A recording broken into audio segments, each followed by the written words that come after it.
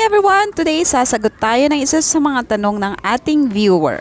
Ito ay mula kay CJ Motovlog Padilla. Ang tanong niya, ma'am, paano po kayo magluto ng rice para sa pares? Sa katunayan po, napakarami ng version ng pagluluto ng kanin na para sa pares. At sa version namin, meron akong nagawang video kung paano magsaing ng gold cup rice at wagwag rice. Makikita po yon sa playlist ng Paris Mami Canto Style pang negosyo idea. Pero no worries kung hindi nyo nasundan ang mga binanggit ko dahil magluluto din naman tayo ng panibagong version para sa taong ngayong 2023. So kung ready ka na, tara, simulan na natin. So ito nga, naglagay na kami ng 21 liter na tubig para sa 14 kilos na bigas. At ang tubig pala ay nakadepende sa klase ng bigas, no? Since wagwag rice ang ating lulutuin, ang wagwag rice ay isa siya sa mga super laon na bigas. Kaya ang ratio na ginamit namin ay 1:1.5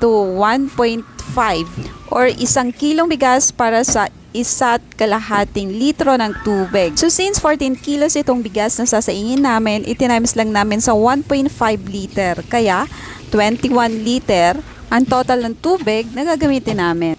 Next, habang pinapakuluan natin itong tubig, pwede na tayo maglagay ng mga pampalasa dito katulad ng asin. Ayan, so naglagay kami ng 1 cup asin, no?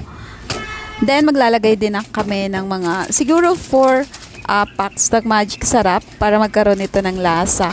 Pwede rin kayong gumamit ng ibang seasoning katulad ng chicken powder, nor seasoning. Pwede kayong mag-explore ng iba pang mga seasoning para dito sa saingin nyo, no? Ito kasi magbibigay ng lasa dito sa sinaing natin at para ma-achieve natin ang malasinangag na sinaing, ano, na hindi mo na kailangang isangag pa. Next na gagawin natin ay mag-dilute tayo ng annatto seed. Ayan. So, gamit itong mainit na tubig, ilagay natin dito sa dried seed ng annatto or ang tinatawag natin na atsuete. And then after natin matanggalan ng kulay itong annatto seed or atsuete seed, ilalagay na natin dito sa kumukulong tubig. So, ayan, no, para magkaroon na ng kulay itong ating tubig kagad. Next na inilagay is kalahating litro ng mantika. Ayan. So, hayaan lang natin silang mag-mix dito sa ating pinapakuluang tubig. Gano. So, ayan. Over high heat pa rin itong gamit ng ating kalan para mas madaling kumulo itong tubig. At once na kumulo, pwede na natin ilagay itong bigas.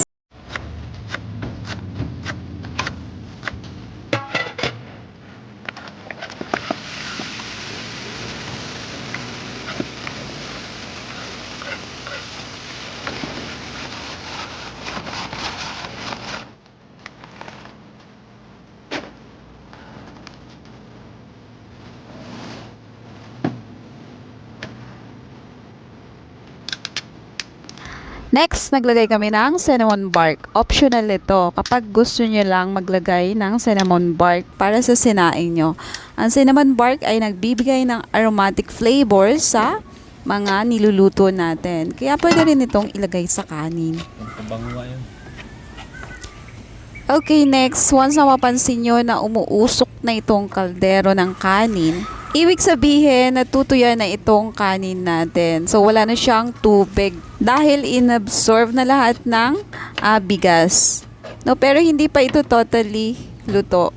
Ito na yung pagkakataon na pwede na natin itong ilagay sa pinakamahinang apoy, no, para paininin itong ating kanin.